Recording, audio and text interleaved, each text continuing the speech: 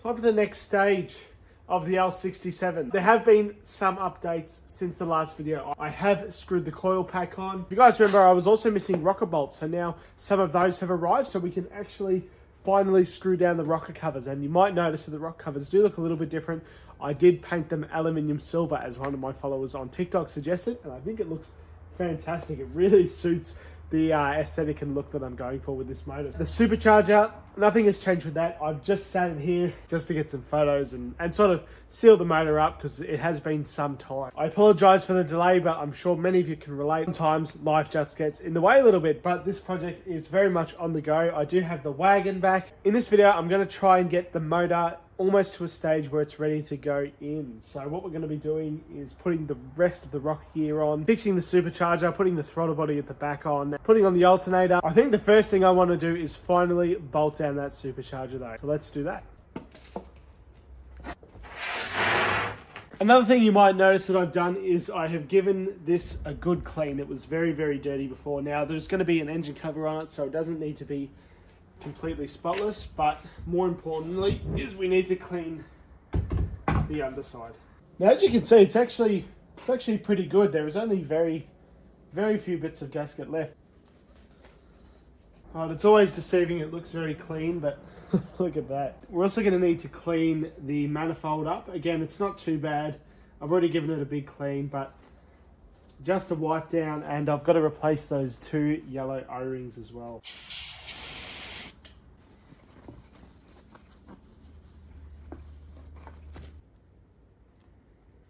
Now this has already had a pretty good clean, so we're not going to go crazy here.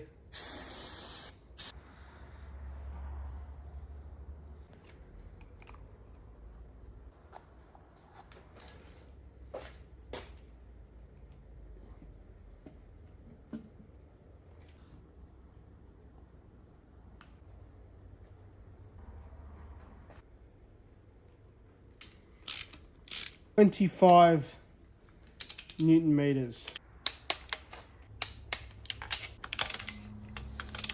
So the charger is now bolted on. Now I was hoping to get a little bit further today, finish the rest of the heads, but it's about midnight and I've got work in 7 hours. So we're going to leave it at that for tonight, but with the magic of editing, it's tomorrow. Time to put in these nice new rocker bolts. So these are our new ones from Mace Engineering. So these rockers are actually in order with their old positions. Now you might notice that this is something new to me. I haven't done this before. It's a shame they're Allen key headed because I'm not going to be able to use the torque wrench, which is something that I kind of stand by. So I'm not a big fan of that. They're done. I've just sort of done them up snug, and I'm just going to look into how I can torque these.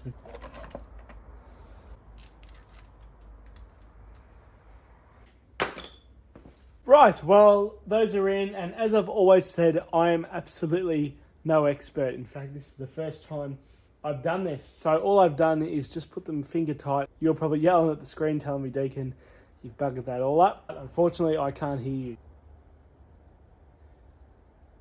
What we're going to do is just replace the O-rings on these things. Slightly different. It's kind of hard to tell, but they've got sort of a square edge on them. So now the reason I'm doing this is just because the motor has sat for so long. Just while it's apart, I think it's a good idea to replace these because, I mean, who knows? Last thing I want to do is for just something silly like this to perish. So now all I've got to do is figure out how this all goes back together. So fortunately there is a very good diagram there, so that's what we're gonna go off. How good is that? I believe that goes first.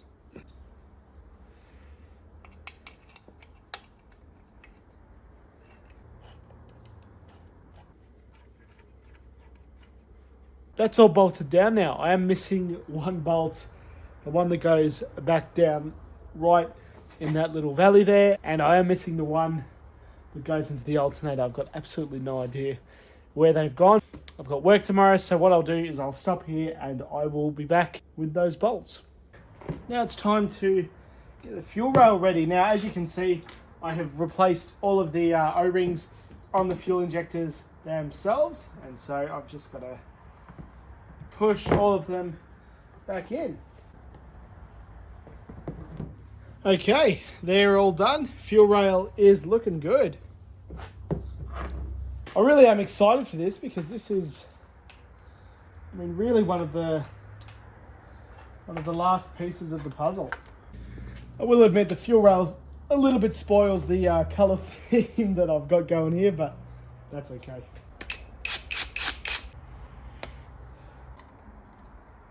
It's really exciting when you get to this stage because everything really starts to come together.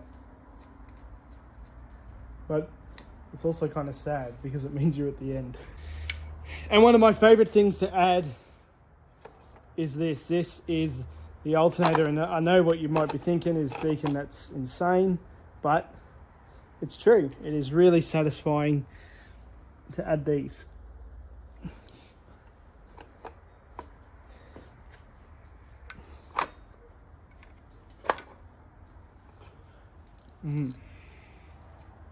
So unfortunately I can't get this to work. The alternator is clearancing the fuel rail, which is really frustrating. I don't know whether I've been sold the wrong one or what's going on here, but it is really not great. So we're gonna have to stop what we're doing.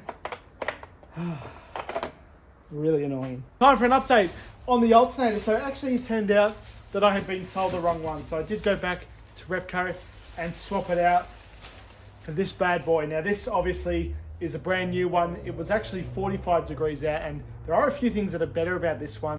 Most notably, this one is a Bosch one.